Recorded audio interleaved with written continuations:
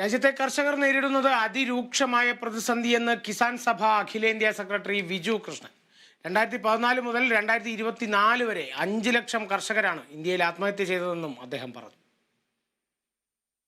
ഏറ്റവും രൂക്ഷമായ പ്രതിസന്ധിയാണ് ഇന്ത്യയിലെ കർഷകർ നേരിടുന്നത്. കേരളത്തെക്കാൾ വലിയ രീതിയിലാണ് മറ്റു സംസ്ഥാനങ്ങളിൽ കാർഷിക പ്രതിസന്ധി. 2014 മുതൽ 2024 വരെ 5 ലക്ഷം കർഷകരാണ് ഇന്ത്യയിൽ ആത്മഹത്യ ചെയ്തതെന്ന് കിസാൻ സഭ അഖിലേന്ത്യാ സെക്രട്ടറി വിജു കൃഷ്ണൻ പറഞ്ഞു. പൂപ്പാറയിൽ നടന്ന മനുഷ്യ വന്യജീവി സംഘർഷവും കേന്ദ്ര വന നിയമങ്ങളും എന്ന സെമിനാർ ഉദ്ഘാടനം ചെയ്ത് സംസാരിക്കുകയായിരുന്നു അദ്ദേഹം.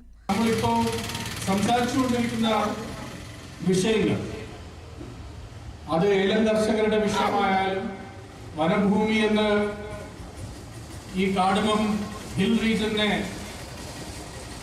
പരിഗണിക്കാൻ ശ്രമിക്കുന്നതും അതുകൂടാതെ വന്യജീവി ശല്യവും ഇത് CPIM-കാർക്ക് മാത്രം ബാധിക്കുന്ന ഒരു വിഷയമല്ല, ഇടുക്കിയിലെ എല്ലാവരെയും ബാധിക്കുന്ന ഒരു വിഷയമാണ്.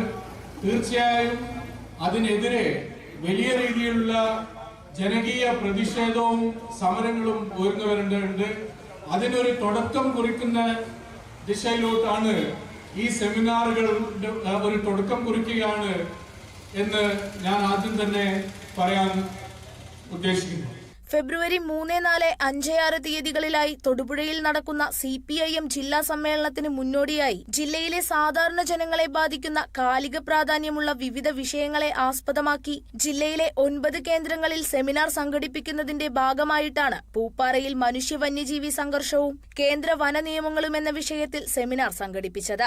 CPIM ജില്ലാ കമ്മിറ്റിയുടെ നേതൃത്വത്തിൽ നടന്ന സെമിനാറിൽ CPIM ജില്ലാ സെക്രട്ടറി CV വർഗീസ് വിഷയാവതരണം നടത്തി.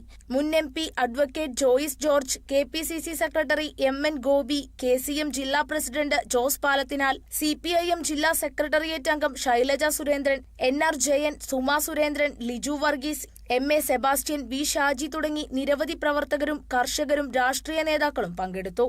Chairman VN Mohanan, convener MP Sunilkumar എന്നിവർ നേതൃത്വം നൽകി. Kerala vision news, Idukki.